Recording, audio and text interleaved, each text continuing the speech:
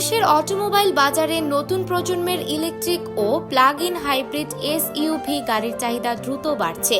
বিশেষ করে চীনা ব্র্যান্ডের দিপাল S05, ওমোডা C9 এবং BYD মডেলগুলো আধুনিক ডিজাইন, উন্নত প্রযুক্তি এবং জ্বালানি সাশ্রয়ের কারণে ক্রেতাদের নজর কাড়ছে।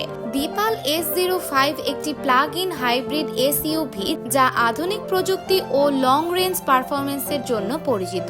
ফিচার সমূহ: 1.5L engine plus electric motor, EV মোডে দীর্ঘ দূরত্ব চলার সক্ষমতা প্রায় 150 থেকে 200 কিলোমিটার পর্যন্ত দাবি করা হয়। বড় touch screen, infotainment system 36 degree by 540 degree, camera system, ADAS safety feature, luxury interior ও প্যানোরামিক সানরুফ।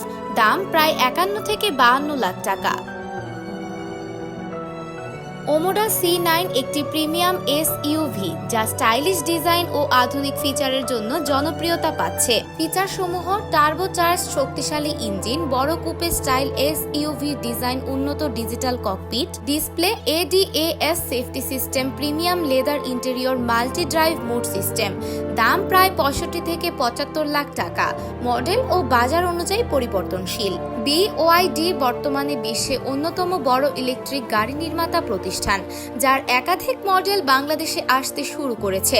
ফিচার সমূহ: সম্পূর্ণ ইলেকট্রিক ও হাইব্রিড অপশন, ব্লেড ব্যাটারি যুক্ত, উচ্চ নিরাপত্তা ও দীর্ঘ লাইফ, স্মার্ট ইনফোটেইনমেন্ট সিস্টেম, দ্রুত চার্জিং সাপোর্ট, উন্নত রেঞ্জ, মডেল অনুযায়ী 300 থেকে 500 প্লাস কিলোমিটার, কম মেইনটেন্যান্স খরচ।